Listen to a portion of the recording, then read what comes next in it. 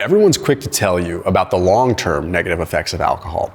But we're not really worried about what's going to happen 20 or 30 years from now because we're living in the moment. Well, I'm here to give you 5 reasons why you should stop drinking today. Because what you are going to feel tomorrow, quickly, so that you have a solid impetus to really stop.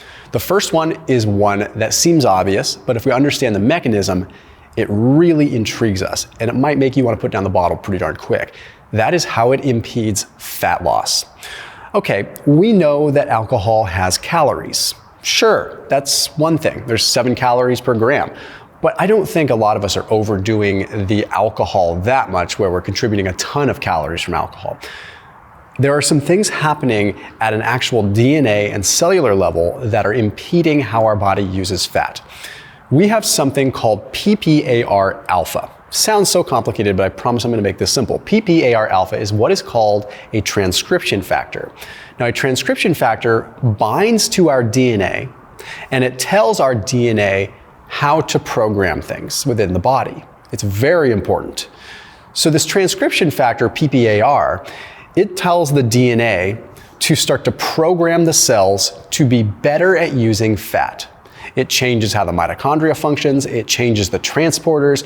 So when PPAR alpha is activated, we are better at incorporating fats into our lifestyle in general. We burn them better, we oxidize them better, and we metabolize them better in general. What happens, according to a study published in the journal Alcohol, is that alcohol inhibits the ability for this PPAR alpha to bind to the DNA in the hepatocyte within the liver.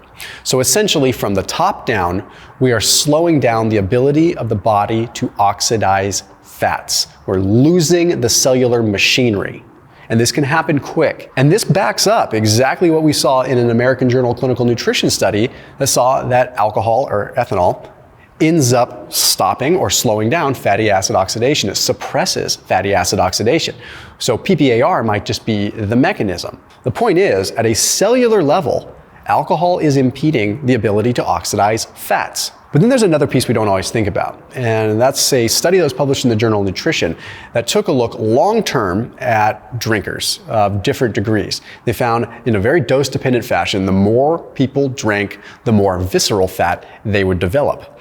And it makes sense because if you are turning down fat oxidation, then when you do consume food, it's going to lead to more deposition of fat around the liver and in the visceral region. So visceral fat is the pot belly, which makes sense, right? They don't just call it a beer belly for nothing. Okay, let's move into the next one. Sleep, which sounds so simple, right? Because, oh, it doesn't matter. I don't drink that much. It just messes up my sleep a little bit. As a matter of fact, when I drink, it knocks me out and I sleep great.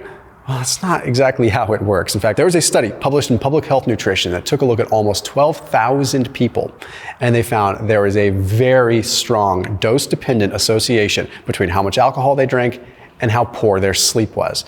Okay, that's correlational, but still strong, very strong data. Let's look at what's happening within the body. The metabolism of ethanol promotes these calcium currents within the thalamus region of the brain. What this means is you're getting a lot of heightened activity in the brain. You're getting arousal, and not the fun kind of arousal, in the brain at the wrong time, essentially waking you up. So what you find is you've got these two real well, you got 4 stages of sleep, but 2 for all intents and purposes, very basic in this video. You've got your non-REM sleep and your REM sleep, and you cycle in and out of those multiple times throughout the night. In the early stages of your sleep, you have more non-REM sleep, which is nice deep sleep that's restorative for the cells, etc. And you have a little bit of REM sleep, which is good for the brain and memory consolidation. And then as the night goes on, that flip-flops. You have less NREM and more REM. What alcohol does is, even though it knocks you out, it can put you into a deep sleep state early on, but it shortens your REM cycles. So when it shortens your REM cycles, that makes the rest of your sleep cycles cattywampus throughout the rest of the day. So you've got all these compensatory mechanisms trying to balance out. What ultimately ends up happening is you end up with very fragmented sleep, even if you're knocked the heck out. So longer term, like weeks, months, whatever, you start to notice serious recovery issues. There's another piece too, is that alcohol increases the body temperature. So there's a hyperthermic effect. So because of this hypothermic effect, it ends up increasing the circulatory amplitude of your core temperature. This is a fancy way of saying it throws everything off. The body's trying to find homeostasis, trying to counterbalance. and you just end up with really messed up body temperatures. And if you ever wear like an Oura ring or anything like that, there's a reason why body temperature is a very strong indicator of your sleep quality. Now, the good news is that it does not take long to cut out alcohol and see a positive effect. It can be a couple of weeks and your sleep can really start to restore overall. But just one night of not drinking can give you better sleep. Another piece you have to remember is the link between the gut and our sleep as well. Okay, the more diverse a gut microbiome is, the better we sleep. And people don't always make the best choices when they're drinking with their food. So then you have this long-term effect of a disturbed gut microbiome that's impairing the signal to the brain that might help you sleep as well. I always recommend when people are making some kind of shift to their diet or their lifestyle, rule number 1, increase protein. Rule number 2, increase fiber. You want to increase the diversity of the gut to make you potentially more resilient to changes in your lifestyle. It's also not a bad idea to add a probiotic in as well. I popped a link down below for the one that I recommend because I know it's going to come up in the comments. That one is called Seed. Really cool technology with it too. I stand behind what they're doing. They have, if you look at the capsule, there's a capsule inside of the capsule. So it's 2 capsules kind of in one, really unique.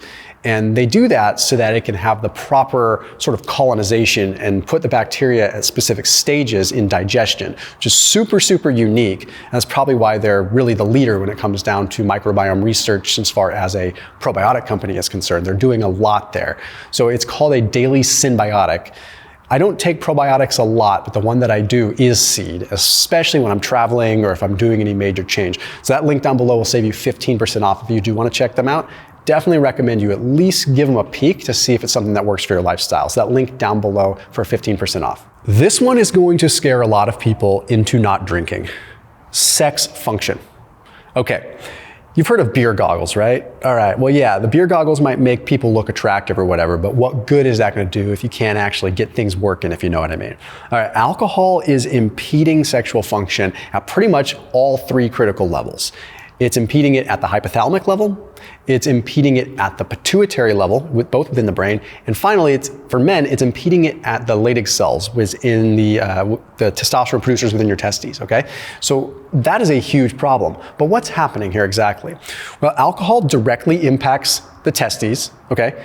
And when it does that, it limits the amount of sperm that's produced, and it limits the amount of testosterone that ultimately can be circulating. But then alcohol impacts our pituitary and our hypothalamus, so we're actually producing less in the way of what's called luteinizing hormone and follicle stimulating hormone, which are the 2 hormones that send a signal down to the testicles to ultimately produce testosterone and sperm. A study published in the Indian Journal of Medical Research found that out of people that were moderate to chronic alcohol drinkers, that 58.4% of them had sexual dysfunction. And a vast majority of that sexual dysfunction came from desire or arousal issues. So they flat out just like, their stuff was working, but just at the brain level, just the desire was not there. You want to save your marriage? You might want to consider not drinking and maybe, I don't know, embracing each other a little bit more, if you know what I mean. Now in women, alcohol can ultimately decrease thyroid levels and eventually lead to what's called ovarian atrophy, where the ovaries actually shrink, so it can lead to fertility issues there. Now we're going to get interesting. Now we're going to look a little bit long term, and we can kind of understand what's happening long term by looking short term. Okay, when we start looking at how alcohol impacts the brain, it's very, very daunting. There was a study published in the British Medical Journal, took a look at 550 people, okay? And it took a look at them over the course of 30 years. They did a 30-year follow-up. And the bottom line was that people that drank 30 or more drinks per week ended up having a 5.8 times more risk of hippocampal atrophy. The hippocampus is the memory portion of our brain. It's involved in a lot of different functions of the brain, but they actually saw that shrink, okay? 14 to 21 drinks per week, that's just a couple drinks per night, led to a 3 times more atrophy of the hippocampal region than non-drinkers. 3 times more shrinkage of that region of your brain. Okay, what we are seeing here is that alcohol impacts the brain big time. Not just with how you feel, but it literally changes the brain and reduces gray matter potentially in the amygdala as well. We're starting to see that coming out. Why is this happening? I'm gonna make it simple for you. It's a neurotoxin. Yeah, you're drinking a neurotoxin. And I'm not just saying this to get on my high horse, right? I've had my fair share of alcohol in my time, but yeah, you're drinking a neurotoxin, so that's what's up. What about performance? Do you care about performance? Well, what if you're just a casual gym goer? What if you're an athlete? I know lots of athletes that still drink a lot. And I'm not trying to like say this up on my high horse, right? I'm not trying to be like, oh, I can't believe you still drink. Okay, I don't have a problem with the occasional drink. But I think we're getting to a stage now with like the sobriety curiosity movement and just like millennials not being interested in alcohol as much, where people are starting to question if it's really something they want to do. So why is it that even like some of these top athletes are still like drinking? Well, that might just be a stress thing, or maybe a mentality thing, or maybe a personality thing. But check out what happens. Alcohol inhibits calcium channel actions within the muscle cell. So in the sarcoplasm, okay, basically you're trying to create contractile strength by having calcium flood in and ultimately be countered with magnesium, potassium. It's kind of a complex thing. Essentially, you have sodium and potassium that send the signal from your brain, action potential down a nerve. Ultimately, when it gets down to the muscle level, then calcium takes over and there's a calcium channel.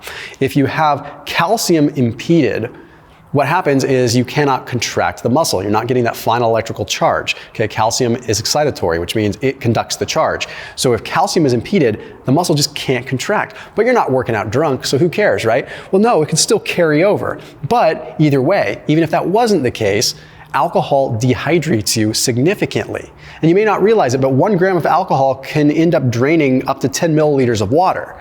So you get dehydrated pretty quick. Plus the vasodilation effect of alcohol increases the complexity of things too, because what that does is that makes it so you're evaporating more water from the skin because you have more vasodilation. You ever see someone that's been drinking, their blood is thin and they've got, their veins are popping everywhere, their face is super flush and red, right? So that's going to increase the amount of water that is evaporating. So just exacerbates that dehydration even more. But the other thing is that it impairs what's called gluconeogenesis. So you're impairing the amount of glucose output that your body can actually have. Like, it cannot produce as much glucose from the liver in a time when you need it during exercise. So the risk of atrophy would be higher, breaking down muscle during a workout, but also your flat out performance is going to go down. You combine all these things together and you really think about it logically. Like, sometimes I want to shake people and be like, look at this, like, why? For a short-term good time that really isn't even a good time because you don't even know what you're really doing? Bottom line is, that's 5 reasons to stop today. I'll see you tomorrow.